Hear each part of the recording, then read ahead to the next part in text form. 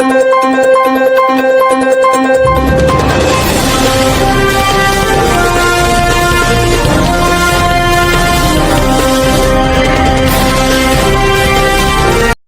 येथील केदारेश्वर मंदिरात श्रावण सोमवारी भव्य महाप्रसाद अन्नदान सेवेचे रौप्य महोत्सवी वर्ष.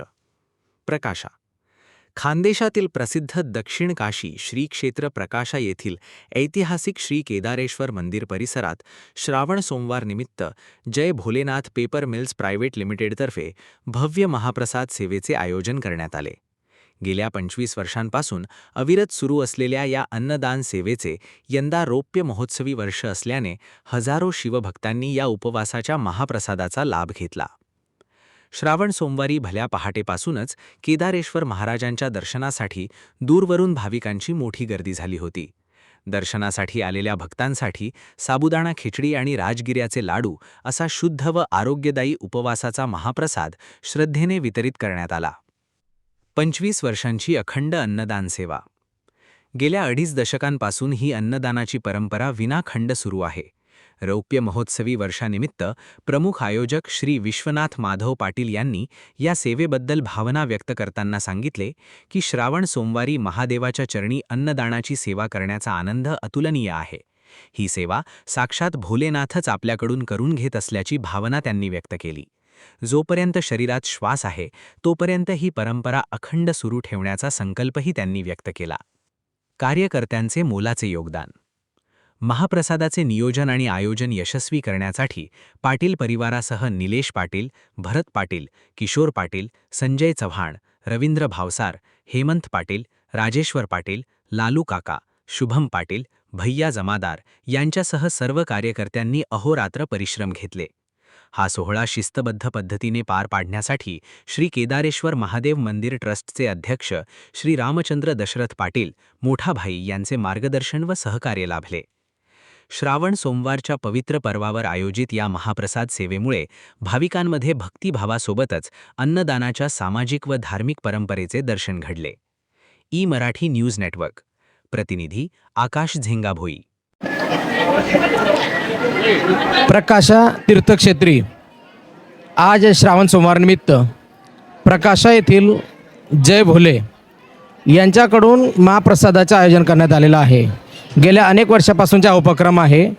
आपण स्वतः या जय भोले ग्रुपचे जे मालक आहेत आदरणीय दिलीप भाई यांना विचारू की हा किती वर्षापासूनचा उपक्रम आहे. आदरणीय दिलीप भाई, आपला जो स्तुत्य उपक्रम आहे हा किती वर्षापासूनचा आहे आम्हाला ते सांगावे. नमस्कार.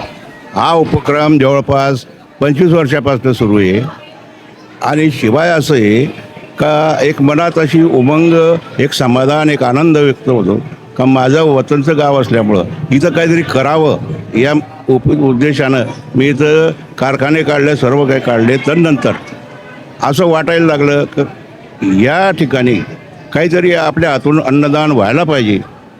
त्या उद्देशानं मी दरवर्षी श्रावण सोमवारी माझ्या आर्थिक शक्तीप्रमाणे मी हे अन्नदान करीत असतो.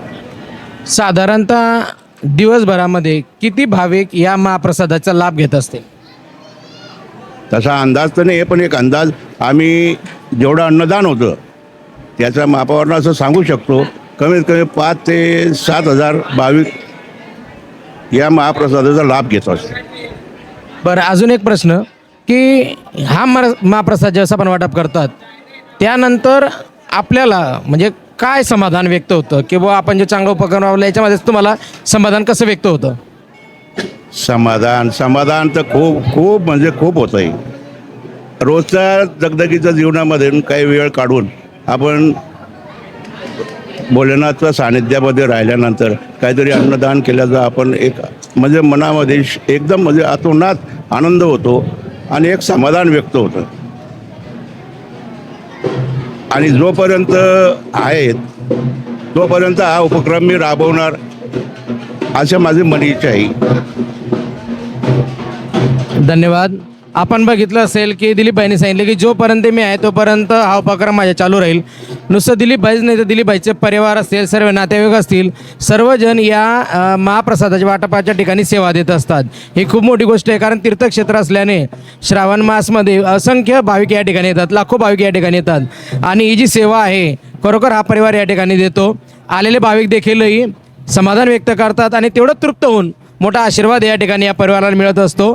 मी या ठिकाणी थांबतो. जय हिंद, जय महाराष्ट्र. सामान्य जनतेचा आवाज थेट तुमच्यापर्यंत. मराठी न्यूजच्या ताज्या बातम्या आणि नवनवीन अपडेट्स मिळवण्यासाठी आपल्या YouTube चॅनलला सबस्क्राईब करा लगेच.